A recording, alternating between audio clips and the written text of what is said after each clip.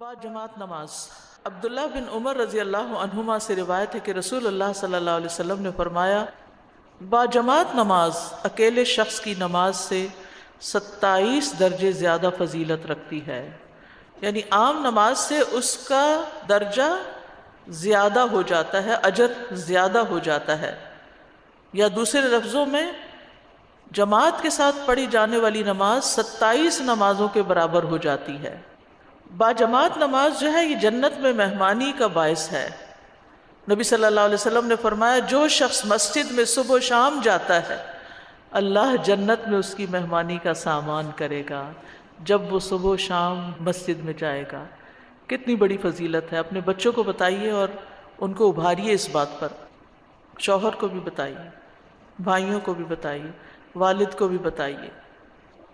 نبی صلی اللہ علیہ وسلم نے فرمایا، جو مسلمان مرد مسجد کو نماز اور ذکر کے لیے اپنا ٹھکانہ بنا لے، یعنی نماز کے بعد ذکر بھی بیٹھ کے وہاں کرے، اللہ اس سے ایسے خوش ہوتے ہیں جیسے غائب گھر آئے تو اس کے گھر والے اس کے آنے پہ خوش ہوتے ہیں۔ یعنی جیسے کوئی سفر سے واپس گھر آتا ہے نا تو گھر والے بہت خوش ہو جاتے ہیں کہ شکر واپس آ گئے، تو ایسے ہی اللہ تعالیٰ اس بندے سے خوش ہوتے ہیں جو دنیا کے کام کاج چھوڑ کے مسجد کی طرف واپس آتا ہے اور پھر آ کے نماز پڑھتا ہے اور ذکر کرتا ہے۔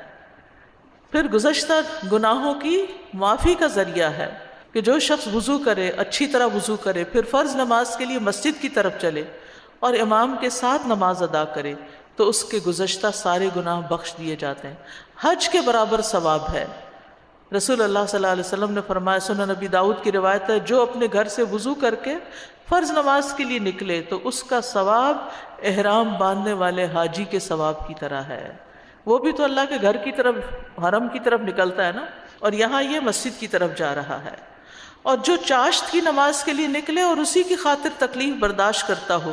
تو اس کا ثواب عمرہ کرنے والے کی ثواب کی طرح ہے۔ اور ایک نماز سے لے کر دوسری نماز کے درمیان میں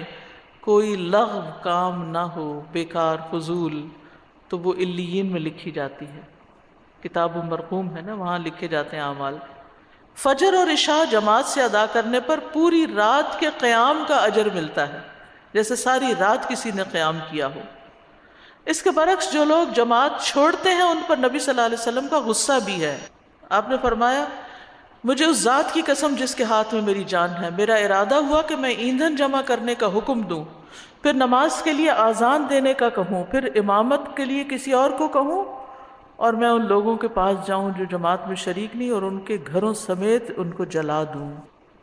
اور آپ کو پتہ ہے جلنے کا عذاب اور جلنے کی تکلیف اور جلنے کی سزا سب سے سخت ہوتی ہے۔ قسم اس ذات کی جس کے ہاتھ میں میری جان ہے، اگر تم میں سے کسی کو معلوم ہو کہ مسجد سے موٹی ہڈی یا اچھے پائے ملیں گے تو وہ ضرور عشاء میں حاضر ہو۔ یعنی جہاں آپ نے دیکھا ہوگا کہ دین کی بھی وہ مجلس ہے جہاں پتہ ہو یہاں کھانا ملے گا تو لوگ خوشی سے حاضر ہو جاتے ہیں، تو مسجد میں بھی اگر کھانا مل رہا ہو تو لوگ کھانے کی نیت سے آ جائیں گے،